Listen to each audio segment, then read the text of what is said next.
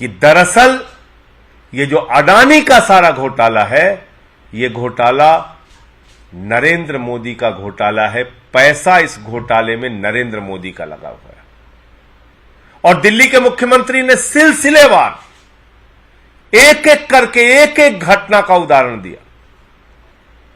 किस तरह से श्रीलंका के अंदर बिजली का प्रोजेक्ट अडानी को दिलाया गया। वो प्रोजेक्ट अडानी को नहीं दिलाया गया, वो प्रोजेक्ट नरेंद्र मोदी।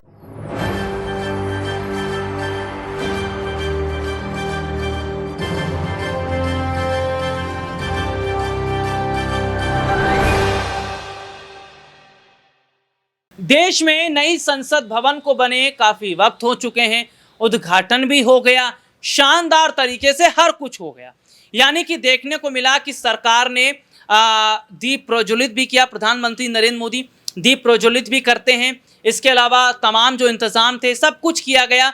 लेकिन इसमें कमी एक बात की रह गई कि विपक्ष नहीं था, देश के राजा मौजूद नहीं थे। हालांकि नई संसद भवन जो बनी है उसका खर्चे का अगर बात करें या उस पर जो लागत लगी है उस लागत को लेकर विपक्ष को ऐतराज है।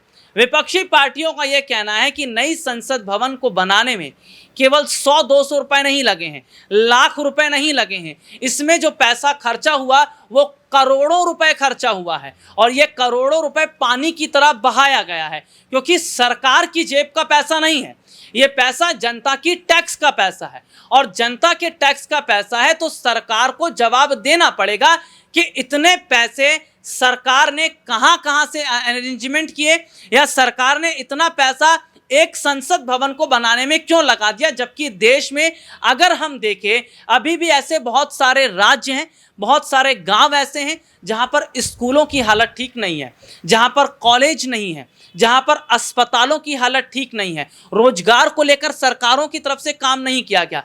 अगर इन्हीं पैसों का इस्तेमाल सरकार इन मुद्दों के लिए, इन कामों के लिए करती तो एक अलग बात रहती। लेकिन नई संसद भवन बनाया गया और पैसा जिस तरीके से लगाया गया उस पर सवाल विपक्ष खड़ा कर रहा है।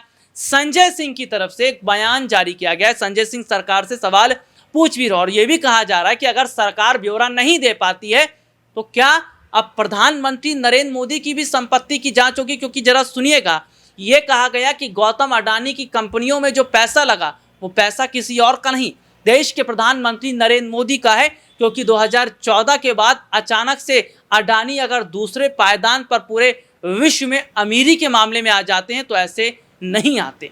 क्या कुछ कह रहे संजय सिंह, देखिए एक रिपोर्ट। कि दरअसल ये जो अडानी का सारा घोटाला है, ये घोटाला नरेंद्र मोदी का घोटाला है। पैसा इस घोटाले में नरेंद्र मोदी का लगा हुआ है। और दिल्ली के मुख्यमंत्री ने सिलसिलेवार एक एक करके एक एक घटना का उदाहरण दिया। किस तरह से श्रीलंका के अंदर बिजली का प्रोजेक्ट अडानी को दिलाया गया। वो प्रोजेक्ट अडानी को नहीं दिलाया गया,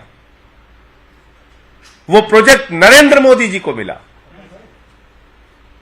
क्योंकि श्रीलंका की स्टैंडिंग कमेटी के सामने वहां अधिकारी ने जाके बताया, बिजली बोर्ड के चेयरमैन ने जाके बताया कि हमें तो राजपक्षे जी ने कहा मोदी जी का दबाव है, अडानी को दे दो ठेका।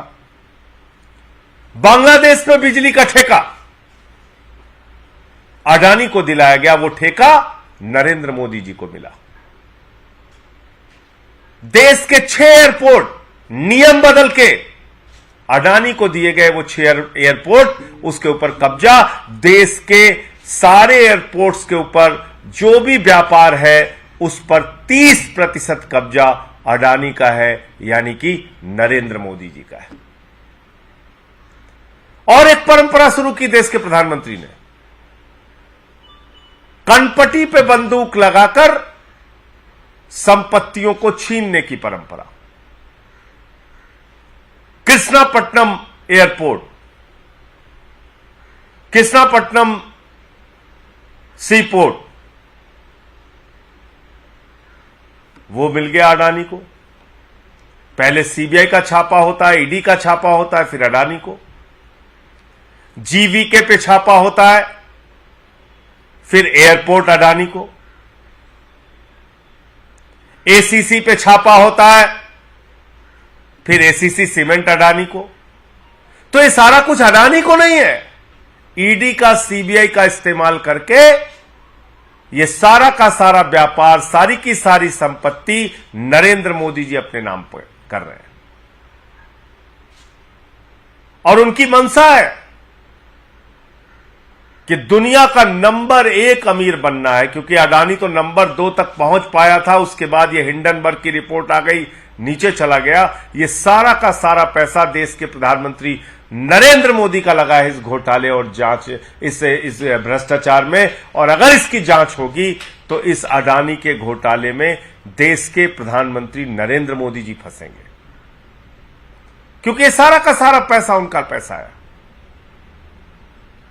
इसीलिए अपनी सरकार की परवाह किए बगैर, सारी विपक्षी पार्टियों की आवाज की परवाह किए बगैर नरेंद्र मोदी जी चट्टान के तरह इस अडानी घोटाले में अडानी के साथ खड़े। ये रिपोर्ट आपने देखी जिसमें विस्तार से हमने अपने दर्शकों को दिखाया। अब यही देखना होगा कि क्या अब पीएम मोदी की संपत्ति की भी जांच होगी, जैसे तमाम विपक्षी पार्टी के नेताओं पर छापे पड़ रहे हैं, उनकी जांच हो रही है। और अगर जांच होती है और अगर ये पाया जाता है कि हाँ बहुत बड़ा हेरफेर हो रहा है, तो क्या पीएम मोदी की फिर 2024 से पहले मुश्किलें बढ़ सकती हैं।